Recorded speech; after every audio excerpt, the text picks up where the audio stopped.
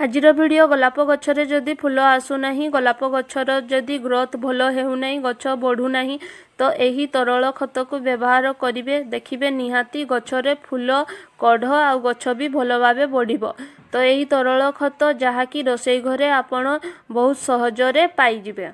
गोलाप गछरे बहुत सारा फूल पाइबापी गोलाप गछ को एमती एक जगार रखिए जहाँकि 6 ରୁ 7 घंटा सूर्य किरण पाइपर। सूर्य किरण जदि आपण गोलाप गछरे देबे नहीं तो किछि कढ़ कि फूल हेबो नहीं, गछ नष्ट हो तो गछ को खरा जगार रखिए। गोलाप गछरे फुटी थिबा फूल को कैंची रे काटिदेबे माने बासी फूल को काटिदेबे जहाद्वारा कि नुआ नुआ डाल आसी थाए से डाल रे बहुत सारा कढ़ आउ फूल भी फुटी थाए। एही तरल खत पाई एठी 1 लिटर पानी नेबे, सफा पानी नेबे, अल्प किछि प्याज चोपा नेबे, 1 ରୁ 2टा कदली चोपा नेबे। कदली चोपारे बहुत सारा एनपीके पोटासियम कैल्शियम थाए। कदली चोपारे पोटासियम बहुत परिमाण रे थाए जहाँकि कढ़ एवं फूल फुटिबा गछरे बहुत साहाय्य करिथाए जे फूल आउ कढ़ आसीबारे। जदि आपणक पाखरे कदली चोपा नहीं तो ये आलू चोपा भी व्यवहार करिपारिबे। आलू चोपारे भी मध्य पोटासियम बहुत परिमाण रे थाए। प्याज चोपारे भी एनपीके पोटासियम कैल्शियम बहुत परिमाण रे थाए। प्याज चोपार तरल खत गछरे जदि आपण व्यवहार करेंगे गछर चेर भल भाव बढ़ी थाए। तो यही 2टा जिनस को मिसई करी यही तरल खतटी करिबा। कदली चोपा को छोट छोट पीस करी नेबे, अल्प किछि कदली चोपा नेबे, 1 ରୁ 2टा बेसी कदली चोपा नेबे नहीं, अल्प किछि प्याज चोपा नेबे। कदली चोपा जदि घरे नथिबो तो आलू चोपा भी एठारे व्यवहार करि पारिबे। आलू रे भी बहुत सारा पोटासियम थाए।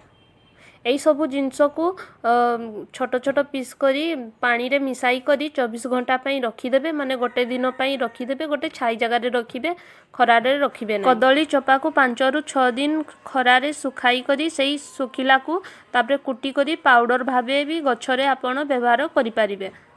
हो जाइए तो देखिपारे पानी रंग चेंज हो जाइए। यही सबू चोपा को माने कदली चोपा आउ प्याज चोपा को फोपाड़े नहीं।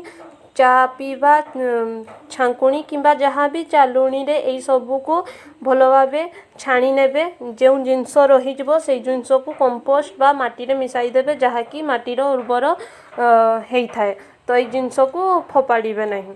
तो ये तरल खत हूँ 1 लिटर आम पानी नहीं तो एठारे 4 लिटर पानी मिसाई देबे माने 5 लिटर करनेबे।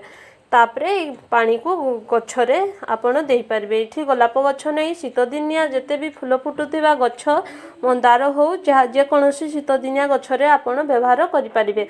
एठारे प्याज चोपा मिसिची जहा कि गोटे कीटनाशर भी काम करिवो गछरे। এই प्याज चोपार तरल खतरे गछर चेर भल भाव बढ़ी थाए तो चेर बढ़िले गछ भी भल भाव फ्लावरिंग करि थाए। 7 दिन रे यही तरल खत को व्यवहार करेंगे देखिए गछर ग्रोथ भल हो आउ कढ़ भी आसीबो फूल भी फुटिबो। तो वीडियोटी भल लगी चैनल को सब्सक्राइब करने को भूलिबे नहीं।